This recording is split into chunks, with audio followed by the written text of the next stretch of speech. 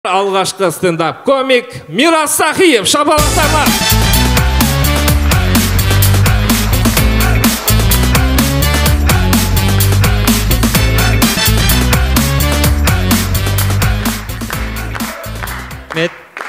Залда мына 2000 жылдан бері қарай неге дейді ғой шапалақтаршы? 2000 жылдан бері қарай неге дейді.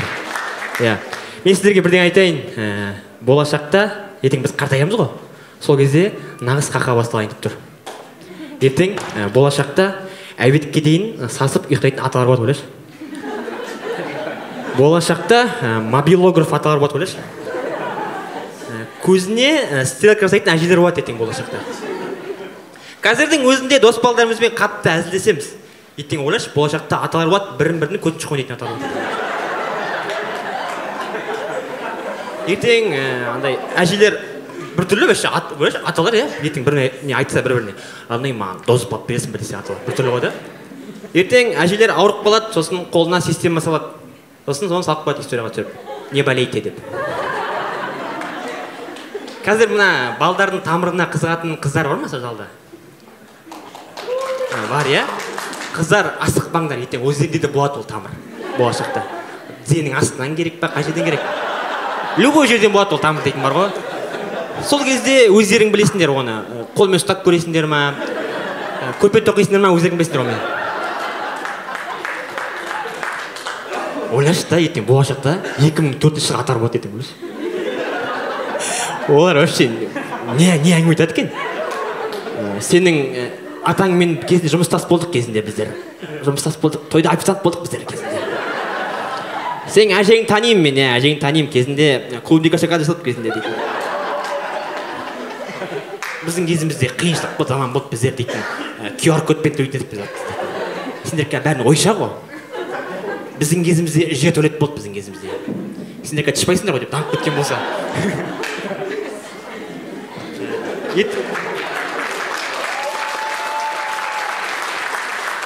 Қазір андай қыздар бар да, андай кіндігіне андай сырға тақып қоятын қыздар бар да. Ойлашы, болашақта әжелердің кіндігін көреміз. Вообще әжелер кіндігі қандай болады екен да? Қорқынышты елестету кетеді тұлға. Слабый ертең болашақта слабый аталар болады ертең. Кемпірінің андай резекасын, шашқата резекасын қолына тағып алатын слабый аталар болады ертең. Сосын не болады? Аяқтарын жұқа ұстаған аталар болады марқұм. Қазір мына біздер дейтін енді үйде бар ғой заттар, атамыздың жаңа бұрынғы қамшысы, бұрынғы пышағы дейтін болады ғой. Ертең бізде қалай болады екен? Но сен атаңның орапен астын алып қойма. Но атаңның сабуверін алып қойма. Әжеңнің аны рас кісі деп.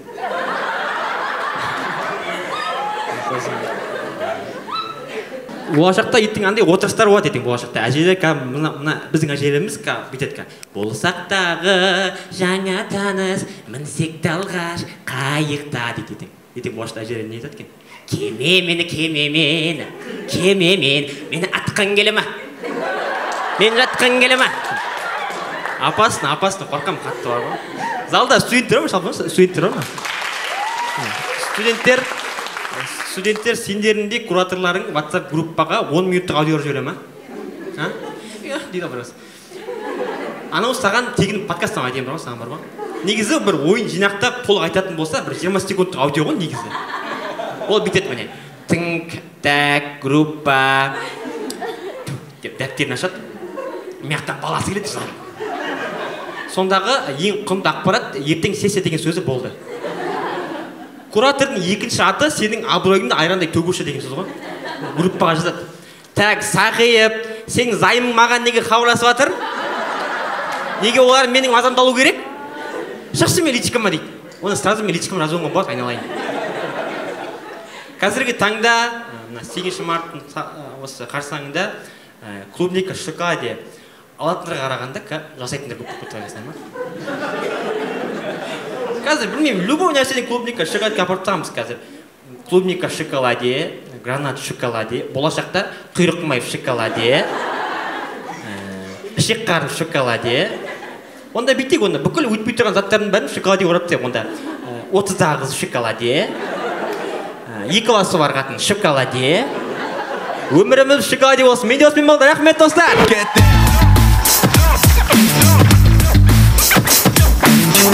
Сахиев шапалақтарынан.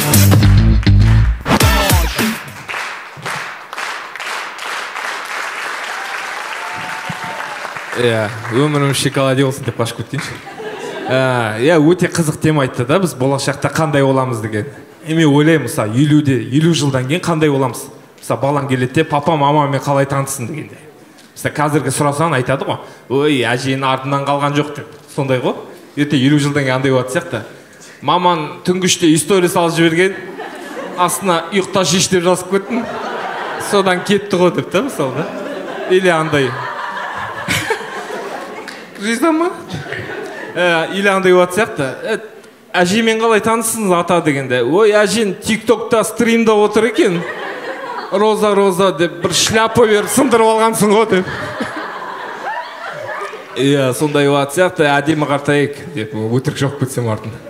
Өте қызық болады сияқты. 50 жылдан кейін келесі комик болам екен деп переход істей бермесем. Келесі шығатын стендап комик Армат Қанатұлы. Қатырақ жабала.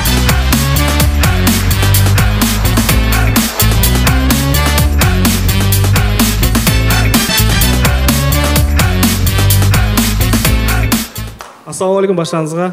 Қалайсыздар? Залда кола ішетіндер бар ма? Шапалақ ұрайықшы.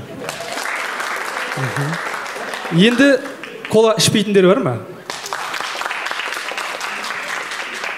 Коланы ішіп қоя алмай жүргендер бар ма? Қолқаштар. Тип алқаштар деген сияқты ғой.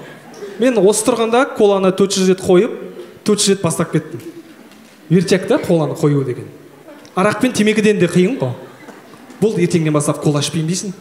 Екінші күні шашлыкпен айырып отырасың ғой. Кола бізді уже зависимый қылып тастаған. Коланы көрген кезде ішкің келіп тұрады да. Мен ойлаймын да, неге қазақтар сондай зависимый қылатын сушын ойлап шығармайды? Біздікілер тек лимонад шығара береді ғой. Лимонадты ішсең, ана лимонадты ішің өтеді. Бізде еще джумба кола дейтін бар. Джумба коланы бір рет ішсең, екінші рет ішкің келмей қалады. Еще коланың ценасы темекі сияқты күннен күнге қымбаттай береді ғой. Андай до того кола қатты қымбаттап кетіп, болашақта адамдар коланы көшеден стрелять ететін сияқты. Аға, бір стакан кола бола ма? 50 грамм кола бола ма деп. Мен уже нақты шешім қабылдадым. Мен енді бүгіннен бастап кола ішпеймін. Пепси ішемін енді. Жалпы мына өмірге дұрыстап байқап, асықпай мән беріп қарайтын болсақ, мына өмірде керек емес артық сөздер айтатын, керек емес артық движение жасайтын адамдар бар екен. Сонда өзіңнің очеретіңді күтіп отырасың. Сондағы қызметкер апай тұрады да, 0939 бар ма дейді. Ешкім үндемейді. 0940 бар ма дейді. Ешкім үндемейді. Шетте бір мужик тұрады да, 0945 бар дейді ғой. Неге, неге? Біреу сұрады ма одан деген. Доспалаң сені машинасымен баратын жеріңе жеткізіп тастайды. Жеткеннен кейін машинаның ішінде ана доспалаңмен қоштасып, қолыңды беріп, рахмет айтып түсіп кетесің. Ана доспалаң қасыңнан өткен кезде обязательно маргат етіп сигнал басады ғой. Неге артық қой ол деген. Машинаның ішінде қоштассың ғой мен деген. Таң атпай поликлиникаға барасың, поликлиникада драйвпен очеретті ұйымдастырып жүретін апайлар болады ғой. Ана апайға қарасаң, 200 мың зарплата алатын сияқты. Соңғы кім десең, так, ана қызылдағы апай, сосын мына кісі, сосын сен дейді. Неге да? Еще мына қызылдағы апай деген кезде қызылдағы апай саған қарайды да, басын изейді ғой еще. Неге да артық да? Стендаперлер сахнаға шыққан кезде тұрады да, қалайсыздар, менің атым Алихан дейді. Неге? Жүргізуші айтып кеткен жоқ па, қазір шығатын Алихан дейді. Шапалақтарыңыз. Жалпы маған ең көп қойылатын сұрақ, және ең жыным келетін сұрақ, Армат сақалы өзіңдікі ме? Самый тупой сұрақ та. Олар ойлайтын сияқты, мен сақалды базардан сатып алады деп. Килограмм 1000 теңгеден. Мен неге екенін білмеймін, бала кезден, мектеп кезінен мен сақал шыққан қатты армандадым. Ойлашы, мен класстастарым телефон, компьютер, велик алуды армандайды, ал мен тупо сақал шыққан армандап жүрмін да. Уақыт өте келе мен өзімнің көздеген мақсатыма жеттім. Сақал шықты, но үйдегілер сразу қарсы болды. Ойлаған сияқты қолыма автомат алып Сирияға басып кетеді. Жоқ.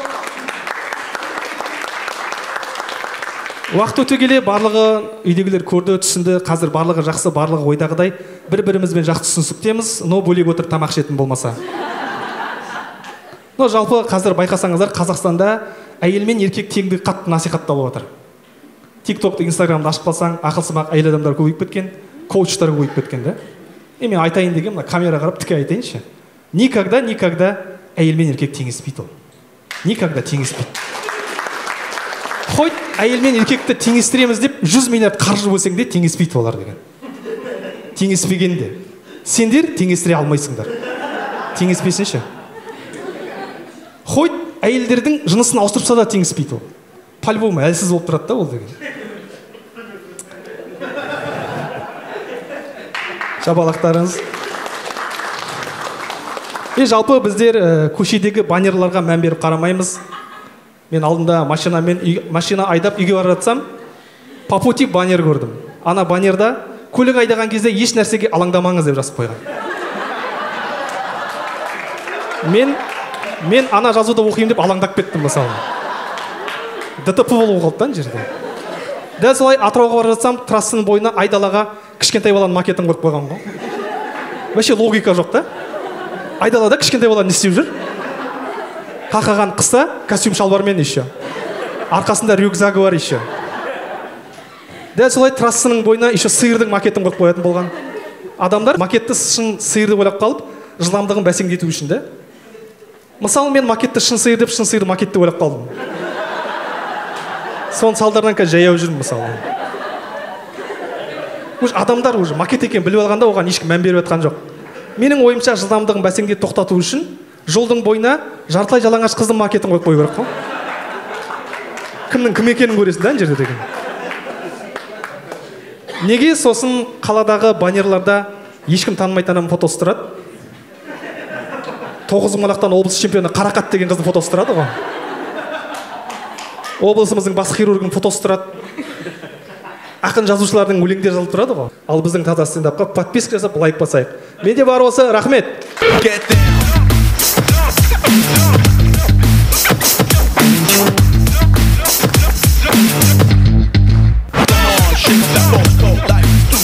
Армат Қанатұлы, шапалақтарыңыз қаттырақ. Ойлайды сияқты, бәрі өз сияқты жирафты. Жаңа Армат күштем айтып кетті да, мысалы. Көп бос нәрсемен айналсамыз да. Зачем деп айтты ғой. Сондай өмірде болады, бос нәрселер көп. Мысалы, кофта алады. Сол сразу айтуға досына. Кофта алдым 7 мыңға дейін. Жоқ, олай айтпаймыз ғой. Кофта алдым ба дейсің? Иә дейді. Қаншаға? Қанша деп ойлайсың? Білмеймін. Айтшы, примерно айтшы, қанша деп ойлайсың? Білмеймін мен, 20? 3. Күшті болып қалды. 3 деп. Андайлар бар бұны, көшеден танысын өтіп кетеді, машина деп. Алады да звондайды да. Қайда кетіп батсың де азға бе? Анау да оймай. Қайда көрдісің мені? Қай жерде тұрсың? Зачем да мысалы? Қаттырақ шапалақ, жалғастырамыз. Келе шығатын стендап комик Қаттырақ шапалақпен Темірлан Өтеғалиев.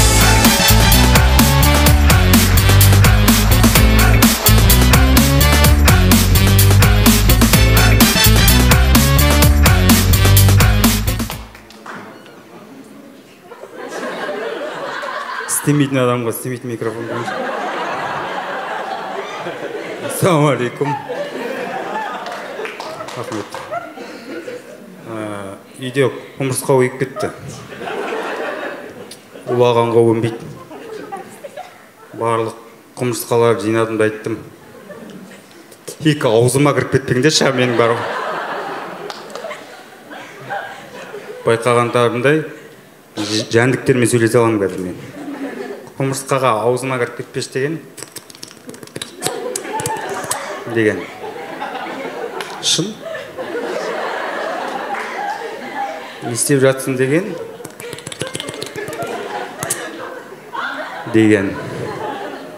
Ойнап айтам қырсын. Мынау сені отыра. Базар жоқ. Өнерлі бала. Құмырсқаң.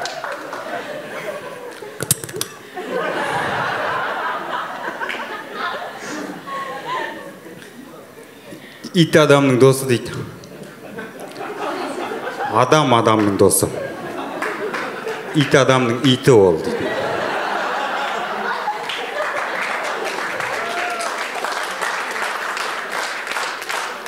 Ол не өмір, итпен ғана дос болатын, а? Ит болған обидно ғой. Сен біреудің үйін, машинасын, ақшасын күзетесің, сені ұрылар келіп өлтіріп кетуі мүмкін. Рахметіңе саған жуынды береді. Ал сен сияқты итті біреу жуындырады, розы етіп киіндіреді оны. Серуендетуге алып шығады далаға.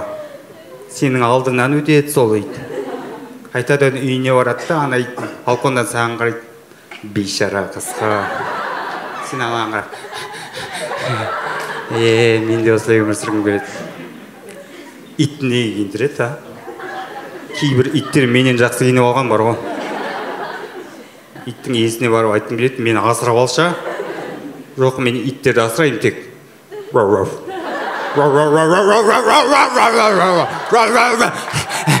Үстіндегі розовыйын маған біш.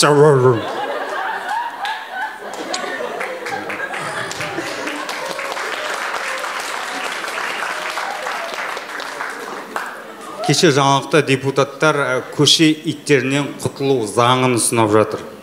Біздің елде иттен басқасының бәрі жақсы қойды. Ешқандай да заң керек емес. Депутаттар халыққа шығыңдарды айтыңдар. Құрметті қазақ елі, иттерді өлтіре беруге болады деңдер. Ант ете, мен өзім 73 ит өлтірем бар ғой. Иті мен мақтанат осым бар. Опталатта, міне доп. Қара, лақтырам, алып келді өзі. Ақыл дейді. Осыны 3 ай үйреттім. 3 ай? Сен өмірің зая кетіп жатқан жоқ па? 3 айда 3 рет қажылыққа барып келіп еді. Мен түсінер едім, егер бейт таңғалдырса, міне қара, ақыл дейді. Осыны 3 ай үйреттім. 3 айда маған ала туып берді десе әңгіме жоқ. Подружкалар жоқ па иттеріңнің? Рахмет барлықтарыңызға. Мына біз үнділерде сиырды құрметтейді қатты. Үндістанда олардың ойынша адам өлгеннен кейін жаны сиырдың үстіне мініп, басқа әлемге кетеді екен. Сиыр такси. Сиыр таңдады екен. Жүріп болмайды ғой сиыр дейтін бар. Жүгіріп жүрген сиыр көргендерің бар ма өмірлеріңде?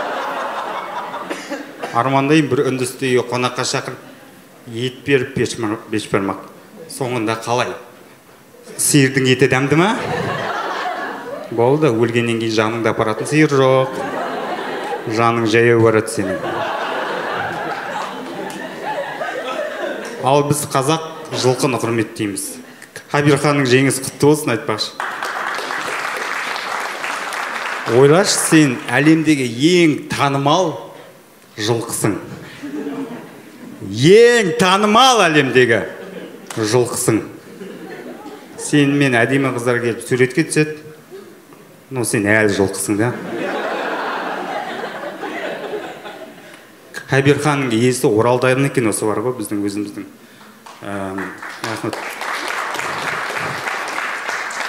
Дубайдан кейін өзінің ауылдағы жылқыларына келді ғой. Ауылдағы жылқылары, келді ғой. Дубайдан кейін бізді менсінбейтін шығар мына дейтін. Біз қасқа бұның малын бағамыз. Бұл айдаладағы жылқын жұлдыз қылады ол. Ана Қабирханның ауылға келсе біздің аңгейін шығып оқ болатын жылқы ғана дейтін. Ішінде мынандай жылқы болады. Дубай қалай? Арабтар 4 әйелмен жетті деген рас па шынымен де? Жылқы сияқты қыздар бар өмірде. Қарындас танысуға бола ма сізбен? Жоқ, болмайды.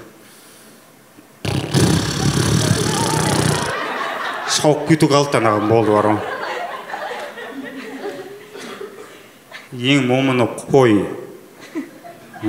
Біз қазақ қойдың құмалағынан 9 құмалақ ойын шығардық. Шығарғанда қой шығарды, біз ойнап жүрік соны тек. Жайлауда бір малшы жатты, іш пысты. Алдына қой келді, құмалағын шығарды. Ана 1, 2, 3, 4, 5, 6, 7, 8, 9, 8, 9, 91. Мен ұлттық ойын ойлап таптым. мына ойыннан кейін жақсылап қол жуу керек. Ең бас жасамайтын да халық сияқты. Ойлашы, сен судың астында жүресің, тып-тыныш ағайын туысыңмен аласып. Қармақ түседі. Қармақтың басында өлі құрттыр көріпсің, өлі екен.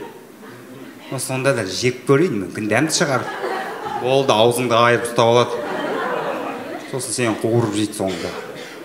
Мына қонақтыққа қуырылған балық қоймаңдаршы бар ғой. Жұрттың көзінше қылқанына қақалып жері бар ғой. Мынау біздің күйеу болды. Сәлемет. Директор болды. Ана қонақтықтан кейін адам араласпайды. Қандай директор ол? Балық аулайтын адамдар бар. Ер балық ауладым, балық. 3 күн жүрдім. 50 мың теңге кетті. 3 келі балық алып келдім үйге бар ғой. Ең тынышы 3 келі балықты 2200-ге сатып алған екен бар ғой. Зоопаркке бардым кеше. Клеткада торғай тұр. Мен өмірімде торғай көрген жоқпын ба. Ең қызығы бір торғай клеткада тұр, 15 торғай ұшып жүр бостандықта. Ана жазықсыз сотталып кеткен торғай сияқты. Менің бір танысым айтады, шүкір торғай болып өмірге келмегеніме дейді. Мына мүлдем жетістікке жетпеген адамның әңгімесі ғой. Айналасының бәрі озып кеткен алға қарай. Шүкір ететін нәрсе жоқ. Торғай болып тумағаныма шүкір әйтеуір бар ғой. Мен болдым, рахмет барлықтарыңызға.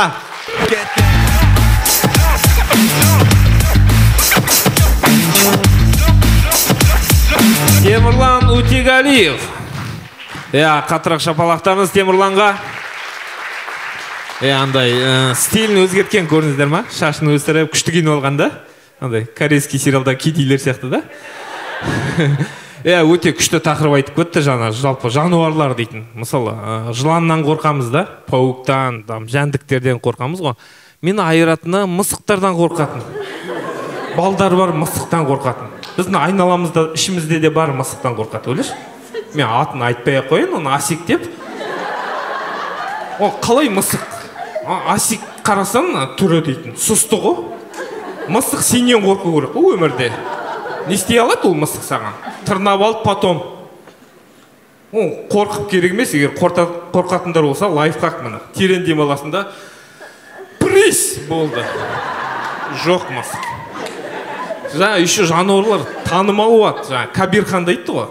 Кабирханды білесіздер, онымен биені шаптырып қостыртып алу бір істе жіберу 5 миллион екен биеме. Ойлашы? Очередьта тұр биелер. Еще кайф болады, қара, 5 миллион қалтасына. Очередь талпа биелер толып тұр, бүткіл Қазақстаннан келгісі келіп тұр. Бара-бара осылай кете берсе, Кабирхан уже андай болады сияқты. Кабирхан қайсы? Сашашысы. Сондай болады сияқты. Еще бір жыртатыны Кабирхан біздің Оралдікі Казталов күн жылқысы екен.